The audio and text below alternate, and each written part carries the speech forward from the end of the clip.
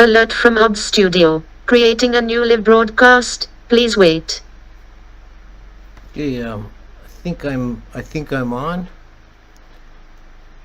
Please let me know in the chat if audio and visual are okay.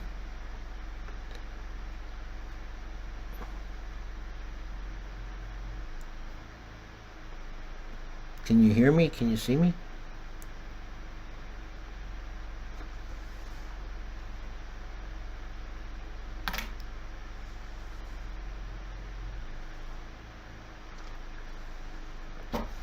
How are we doing? Are we connected? I'm not real sure. Okay, I'm getting a thumbs up. Okay, so we can start. I'm getting some positive feedback here. Namo tassa bhagavato arahato sama sambuddhassa. Namo tassa bhagavato arahato sama sambuddhassa. Namo tassa bhagavato arahato sama sambuddhassa. Okay, so we're continuing on with our tour of the realms of existence, and today we're going to deal with the human realm. I'm assuming probably most of you out there listening are human. Maybe I shouldn't make that assumption. The human realm is part of the sense desire sphere. So we share, as humans, we share many characteristics with the animals and with the devas. Now, once we get to the Brahmas, that's at an entirely different level. They're quite separate and different. But in the sense desire sphere, the default focus of consciousness and of thought and everything else is the product of the five senses, the five physical senses. This dominates our thinking, our feeling, and it's the centerpiece of existence in this realm. Although we can transcend that, that takes some effort.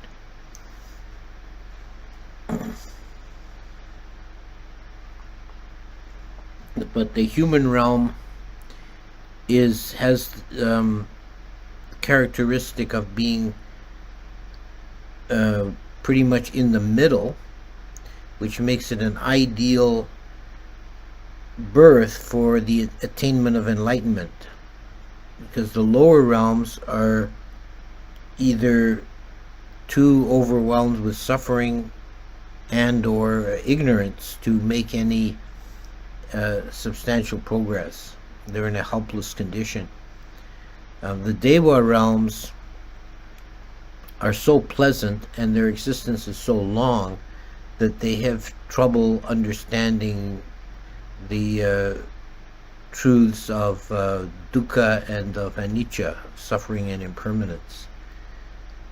Although it's possible for a Deva to attain to the stage of stream winner, they don't go further than that. And human realm, or generally, to see to heaven, there are some once returners. But the human realm is the only realm in which it's possible to attain full enlightenment.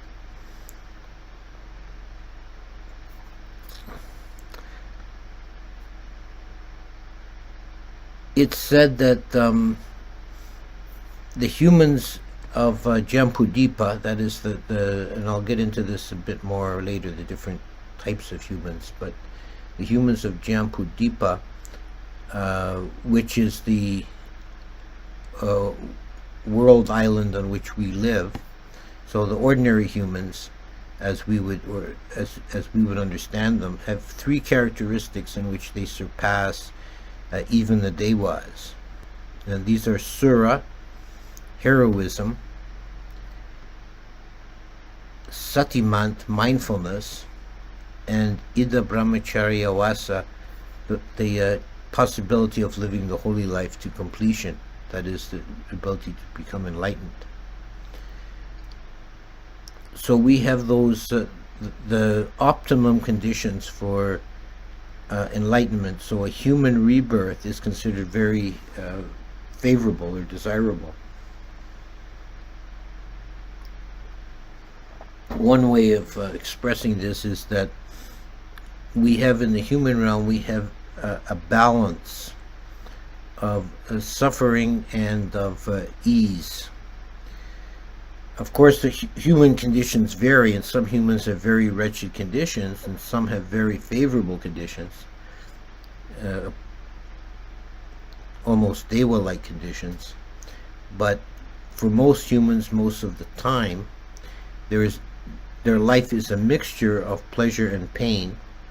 So they have enough suffering to see that there's a problem. The First Noble Truth is evident in the human realm. But they also have enough ease and space in their life that they have some possibility of practice and of realizing the Dhamma. Also, unlike most of the animals, we have the power of speech. So anything that we learn, we can pass on, so it isn't lost generation by generation.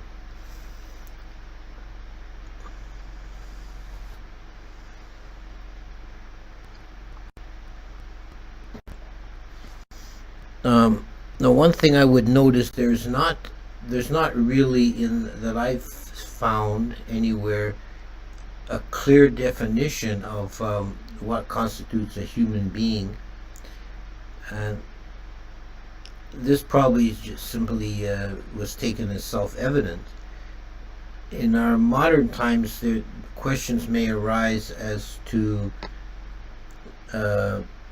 hypothetical possibilities, like, say, a being of a very different biology arising on another planet that has a human level of consciousness and understanding, where they class as human. I don't know if that's even a question that matters. The only place I think it could hypothetically come up is if an alien wanted to ordain in the Sangha. I don't think they could, because they wouldn't be biologically human, and that's one of the requirements which was put in to, as I mentioned last time, to keep nagas out.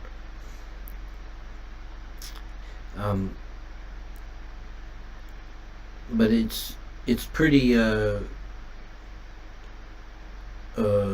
easy in modern terms to define what classifies as a human, at least in this world. We are members of a species with certain genetic characteristics that characterize us as human. Of course, there's a great variety within humans in terms of social position, of ethnicity, of gender, and so on. So there's quite a range of possibilities in taking a human rebirth, and some are much more favorable than others.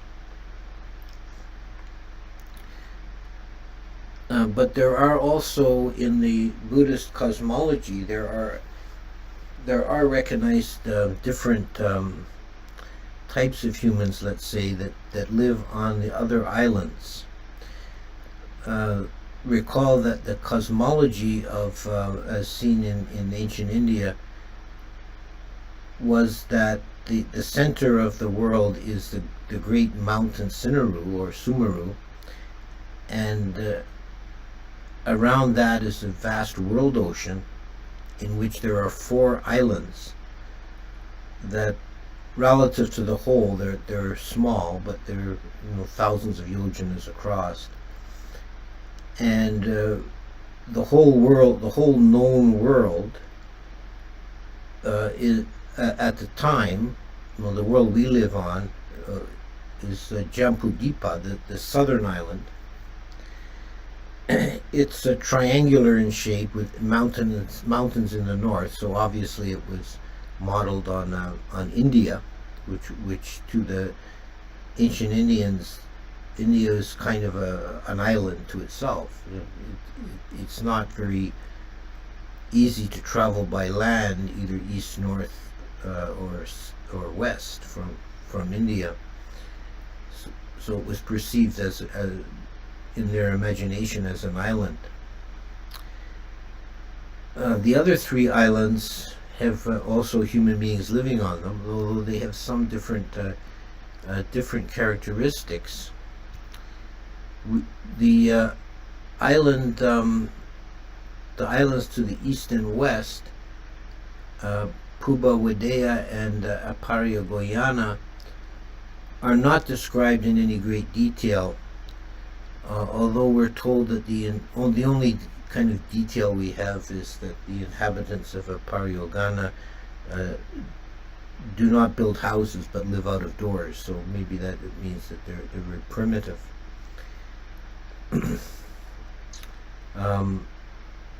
As for physical characteristics, there's some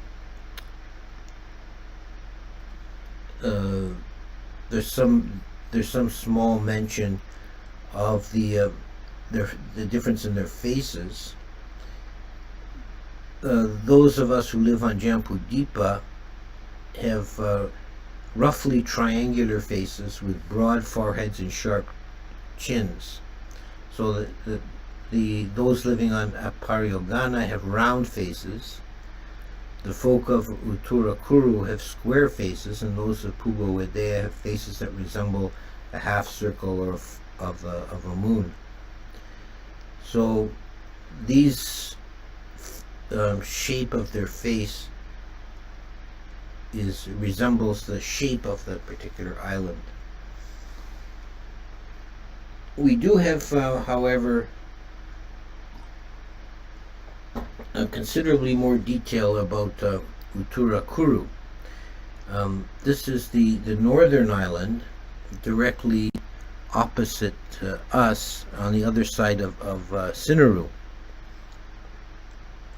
And that's described in two places in some detail, and the accounts are actually quite different from each other. There's an account in a sutta in the Digha Nikaya that talks about Uttarakura being dominated by a class of powerful yakas that oppress the humans and use them as beasts of burden.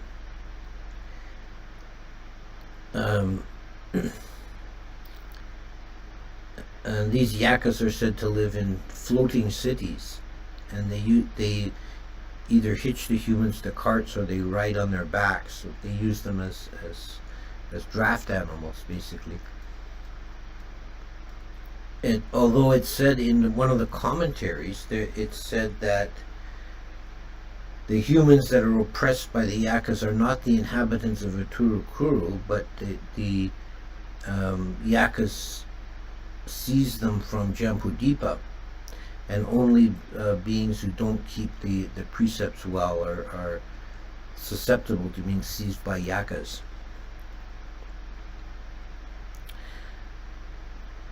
However, we have a totally different account in a sub-commentary that has a long description of Uttarakuru as a kind of earthly paradise, and it's quite detailed, and it's very curious. They live in a kind of let's say primitive communism. They have no sense of private property. For example, when they go, if one of them wants to go swimming, he takes off his clothing and jumps into the river and swims as far as he likes, and then comes out of the river and walks along the bank until he finds a pile of clothes left by somebody else, and he puts it on and carries on his way. It's in the economy is an economy of abundance, in rather than scarcity, in that everything needful is provided by trees. Food and clothing and dwelling places are all produced in the trees. When they want to sleep at night, they find a tree that has a a little bedroom built into its branches, and they go climb up there and sleep in there.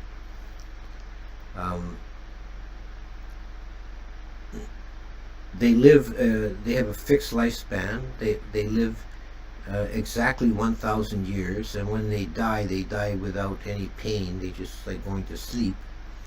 And birds come and take away the body and drop it somewhere else,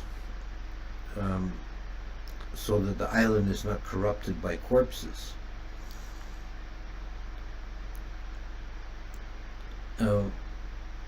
They reproduce by they don't have they don't ordinarily have sensual desire. They're not troubled by lust.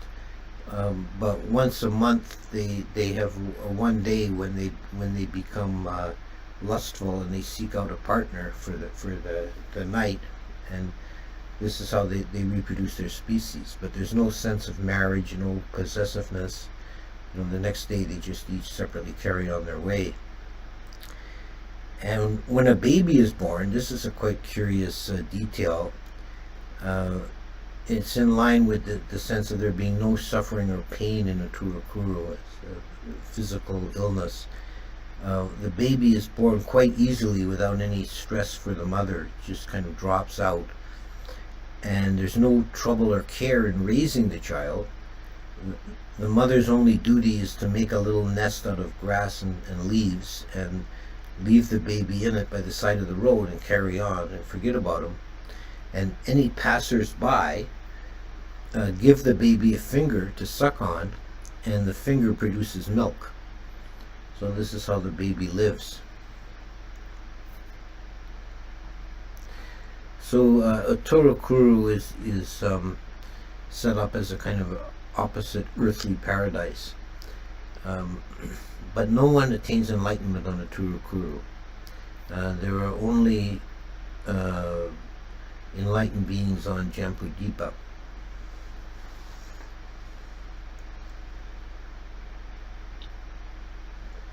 And it's another characteristic of the humans, in particular humans of Jambudipa, in that there is the possibility of Buddhas arising. So a Buddha is a type of a perfect human,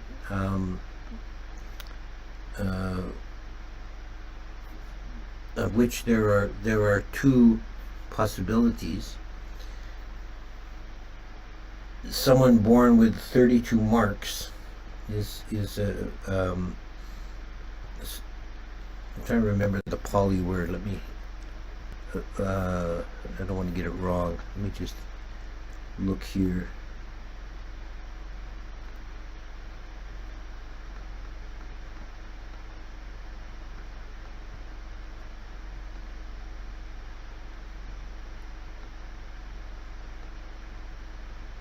Okay, I'm not finding it.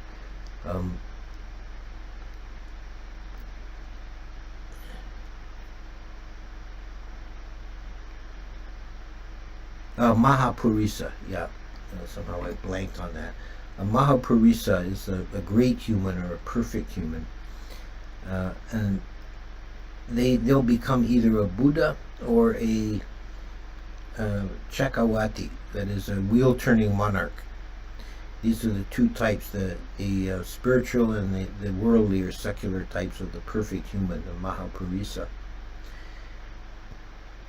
And they're physically distinguished by having 32 marks on their body, which some of them are quite strange. Now, if this were taken literally, the Buddha would have had a quite unusual physical appearance, let us say.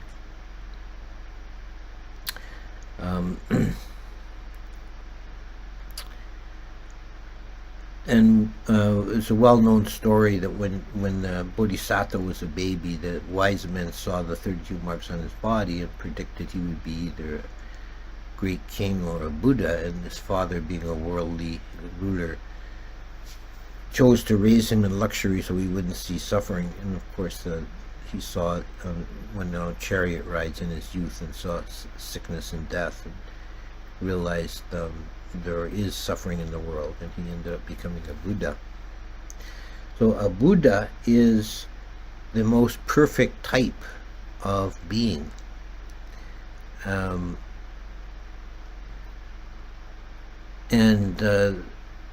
that type only arises in the human realm.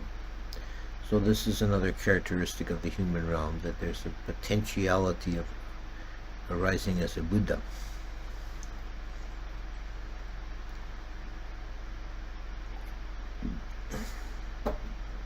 We could also mention here the lifespan of human beings is variable, and the tradition has it, or in the commentarial texts, that the over long eons of time, the average lifespans of humans varies greatly, and there's ascending and descending periods of time, and we're presently in a period of decline.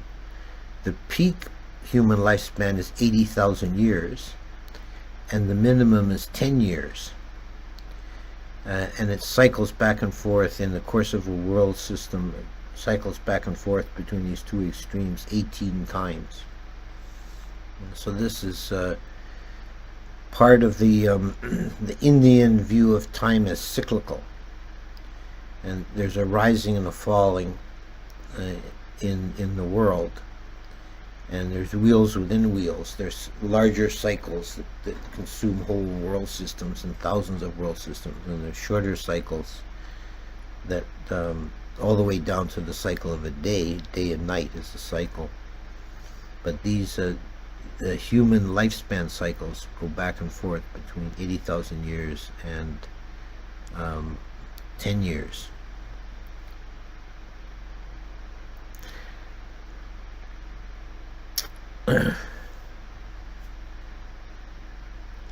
Humans were said to arise in this world by a process of devolution, and this is a very interesting text, the Aganya Sutta, which has been studied and dissected by many different scholars. The many different interpretations of it. It's a very interesting text. It deals with how the beings that became humans were originally Abhisara Brahmas, but they became curious about the foam on the ocean of the earth as it congealed, and they tasted it with their fingers, and then they incorporated gross physical form into their organism, and they fell to the earth. And they gradually devolved into humans over long periods of time, for going through various stages that are enumerated in this text. So there is seen in the Buddhist vision, there is seen to be change over time. It doesn't work out in detail to be the same as evolution as understood by modern science, but neither is it a fixed origination in a perfect form as in creationist mythologies.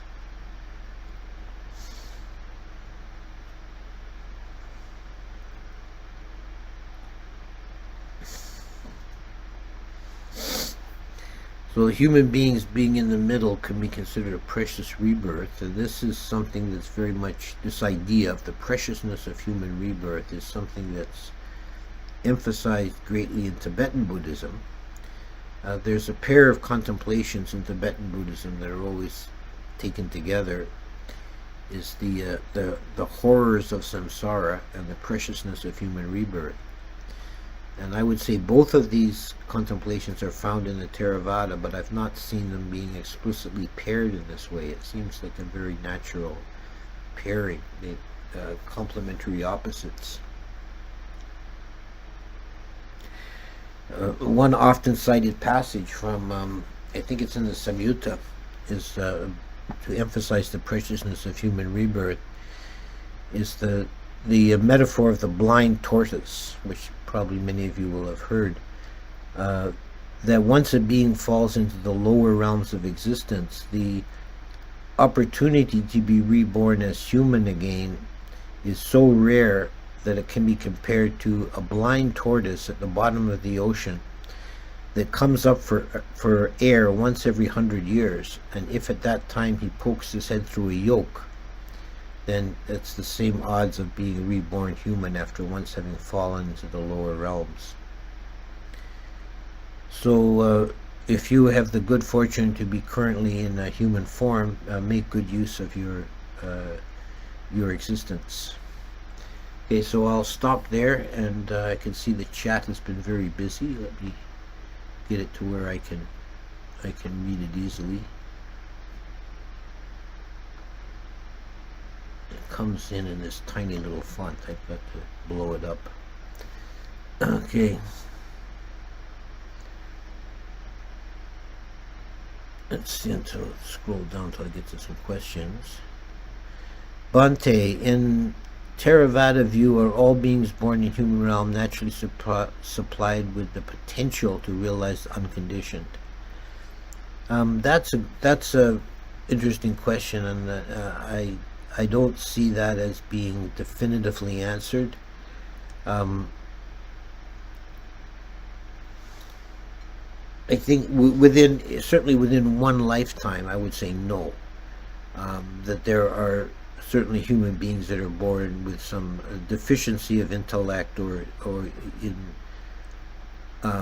very unfortunate oppressive conditions that won't have any chance in this lifetime to realize the unconditioned.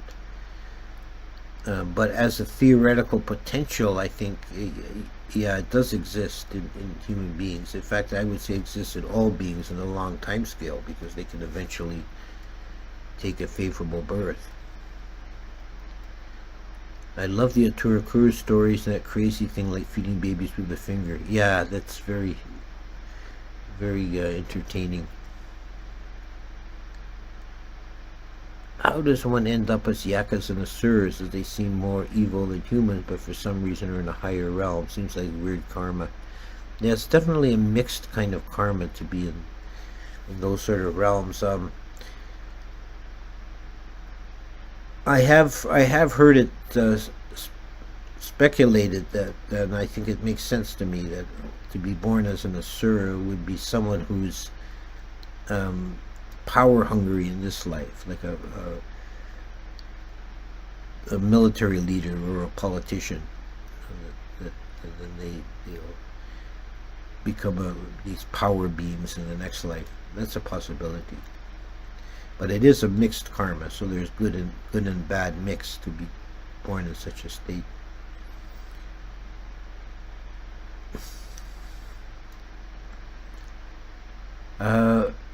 When arahants, etc., remember life from previous world systems, is the assumption they all appear as humans as do today, or is there any mention they are biologically different? Yeah, that's interesting. That there are, of course, in the Jatakas, numerous stories that take place in previous world systems. But here, the Indian cyclical view dominates. That we don't see in any sense that these worlds were fundamentally different than the one we know, even down to such details as the geography and the every previous world system had a Mount Sinaru and a Jambudvipa and even a Ganges Valley and a Varanasi and so on. And the humans were just described as we understand humans today. And I think that was the conception, that there were multiple, even infinite world systems, but they're not identical down to every detail, in that you'll find the same individuals, exactly the same situations, but they're broadly similar in that there's the same kind of a world, the same biology and so on. Bhante, do bad thoughts create negative karma, and if so, to what extent? Are they merely seeds for negative, unskilled actions, or do they express bad thoughts? Do unexpressed bad thoughts generate karma on their own? that karma actually, theoretically, in Abhidhamma, all karma is made at the level of thought. And when it's expressed by action, that's a kind of a secondary effect. There is good and bad karma associated with thought, but it's much less potent if it doesn't become expressed externally in speech or in action. But it is, every thought has karma associated with it. What is your interpretation of these other human islands? Speculation, I know, but do you think they are other planets or dimension? What links them to us as humans? I think there's different ways of going with that. I think it's as a general point, I try and avoid the temptation to map the details of the ancient cosmology onto modern understanding. I don't think it really works. I think we have to take it at, to sort of understand it and see how they pictured the world in ancient India, and they certainly didn't see them as other planets and so on. So I don't know if there is a literal reality to Turukuru, or if it's possibly another dimension or another planet. These are possibilities, but I think it's all just kind of pointless speculation. I'm mostly interested in just understanding the system in its own terms. In Theravada view, is human referring to all of the genus Homo, such as H. Neanderthal, Homo erectus, or is it specifically referring to Homo sapien? Even then, are hunter-gatherers included, as they were Homo sapiens like us? So hypothetically, were they able to gain insight into the unconditioned? Well, it's sort of the question about Homo Neanderthal and Homo erectus is not really relevant, because they had no conception of that in ancient India. They had no idea of that.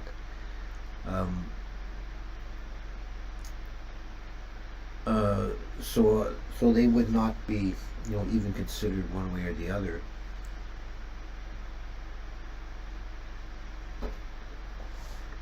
Maybe a rough parallel would be the inhabitants of the other world islands, other species of human. And hunter-gatherers, Homo sapien, prior to the arrival of civilization, hypothetically, were they able to gain insight into unconditioned? Yes, of course, they're human beings. They could possibly have been Cro-Magnon Pachika Buddhas. I have no idea. There is of course, the tradition that there were 3 Buddhas prior to Siddhartha Gautama, and people have tried to speculate that into what is known of human early history and prehistory. It's possible that I think it's actually perhaps likely that Kassapa Buddha, the Buddha that existed before Siddhartha, may have lived in the Mohenjo-Daro civilization.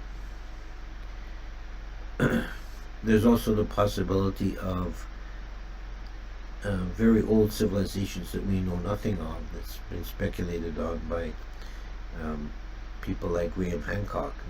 Civilizations may have occurred in previous interglacial periods. There's a lot we don't know about early human history.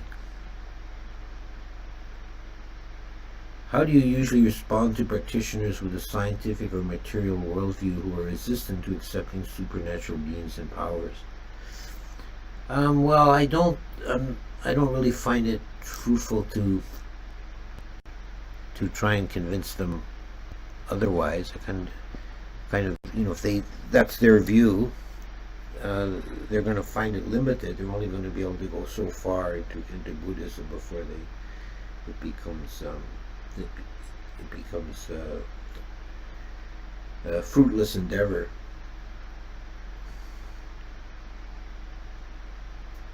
I'm certainly not, as some teachers, try and come up with materialist versions to reach those people, but I'm not interested in doing that at all. In the Christian tradition, Jesus went to hell for 3 days and preached to those stuck there. The accounts of the Buddha or Arahants preaching the Dhamma in the hell realms. Not the Buddha, but there is a story about Moggallana, who went to Naraya hell and created a bubble of coolness, and beings came in this kind of bubble of outside of the fires of hell, and listened to his preaching.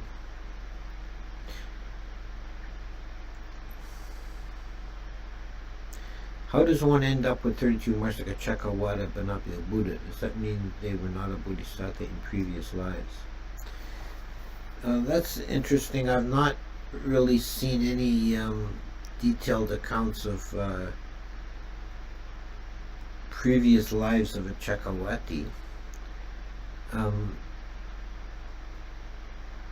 My guess is that they would have had a parallel development to a bodhisattva, in that they would have made an aspiration to become a Chakrawati in some previous life, and they practiced in that for that purpose.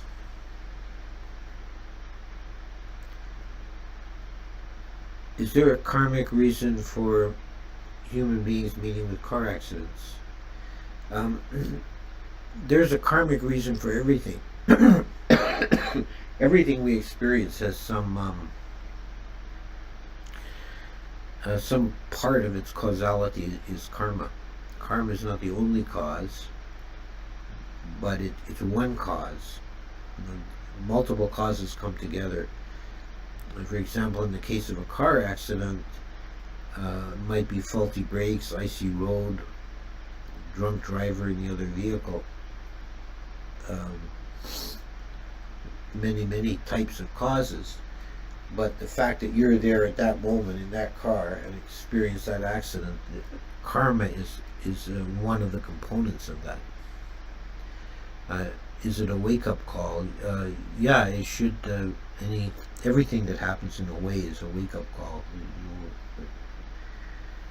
When life suddenly gets serious, then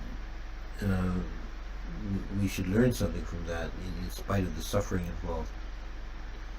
What do you think is larger, the size of the universe or human stupidity? I don't know if there's any common measuring, any common units of measure to determine that. How Buddha reflected previous life, or maybe similar to lucid dream, or same technique, I guess. Well, the reflection of past lives came naturally to the Buddha because his mind completely open to all reality. But there are practices that can open up visions of past life, and it is somewhat similar to lucid dreaming. The Suddhimagga describes a process of developing your memory by recalling the details of this life backwards, starting with what you did today, then what you did yesterday and last month, and so on, trying to recall as many details as you can, and take it all the way back to early childhood, and then to your birth, and then through your birth to your previous life. It seems like a very demanding exercise. To be ordained is enough to have interest and intuition into core teachings, 3 characteristics, 4 truths, or is it necessary to believe literally? What are to us magical stories? No, it's not. It's not necessary, and I think it's actually. I think there are, let's say, two two extremes, as there often is. There's two extremes in approaching this kind of material. One is a naive literalism, which is quite ridiculous, and the other is to be a hard skeptic and not being able to appreciate the profundity and the beauty of this whole system by having a too rigid or fixed view of what is real, what is not. Now, when you ask, are the Dewa realms real, for example, what do you mean by real? And in what sense is your perception, this reality, this earth, real?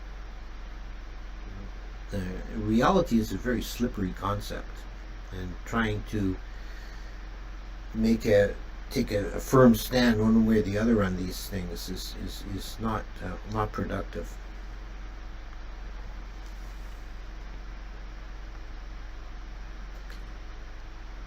Is there any effect of black magic on humans that can cause unfortunate events in their life? Possibly. There is certainly, it's mentioned in the text as one of the even in the Vinaya, one of the ways of causing injury that's forbidden is through psychic power. I think it's possible, just as human beings can hurt each other by physical means, I think they can possibly do it by psychic means. Is smoking marijuana just to be calm, not to get high, breaking the precepts? Yeah, it would be a violation of the precept against taking intoxicants. The definition of a intoxicant under that precept is any substance that could cause you to act in a heedless manner, and I think marijuana qualifies by that standard. Given the descent toward an age of 10 in a world destined to become engulfed by fire, are there incentives of the nakama for making a difference as teacher counselor? Well, the world's going to decline to the age of 10, then it's going to rise up again. According to the story, up to the age of 80,000 years. It's up and down. We can't make our our judgments about what is worthwhile doing based on these long cycles of time. That's something beyond our control.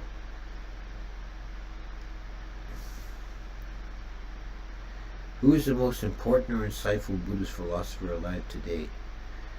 I don't know. I can think of some. I'm reluctant to name names because I'm going to leave somebody out and upset their devotees. But there are definitely some very wise teachers, both amongst the Asians and also the Westerners. I would cite in our, just to name one name, I would cite in our tradition Lumpur Samedo. Just to stay within the narrow focus of the Western Thai Sangha. How does the practice of metta influence rebirth? Does it count as a kind of dana? If metta is taken to perfection, it has a tendency to lead to rebirth in the jhana realms. If you get very good metta, the Brahma realms, you have a tendency to be reborn as a Brahma. Does it count as dana? No, it's different than dana, although I suppose it's similar in some aspects, but it's not classed as a kind of dana. Aren't Brahmas actually beings outside a sensual realm, formless? If so, how can they immediately conjure sense faculties and interact with surroundings that is purely sensual? They're not formless. They have physical bodies, although it's a subtle material. It's not hard, coarse material like here, but they do have bodies with limbs and heads and so on.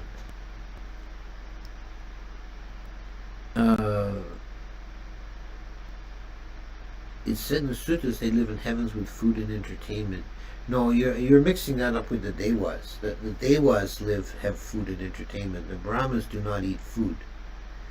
They subsist on jhanic bliss, self-generated, sort of what you might say chi energy or kundalini would be parallels, but like self-generated energy. And they don't eat. And they have sense faculties of sight and hearing that are functional for them, but they don't have desires related to that. They're not perfect. They have corruptions of pride and false view, and also desire for being. Would the Buddha pronounce his name Siddhartha or Siddhartha? Well, we don't know. It's the simplest answer. I mean, that Siddhartha is the Pali form, Siddhartha is the Sanskrit. We don't even know really what dialect the Buddha would have grown up speaking in Rajagaha. It would have been quite different than the dialect in the Ganges Valley.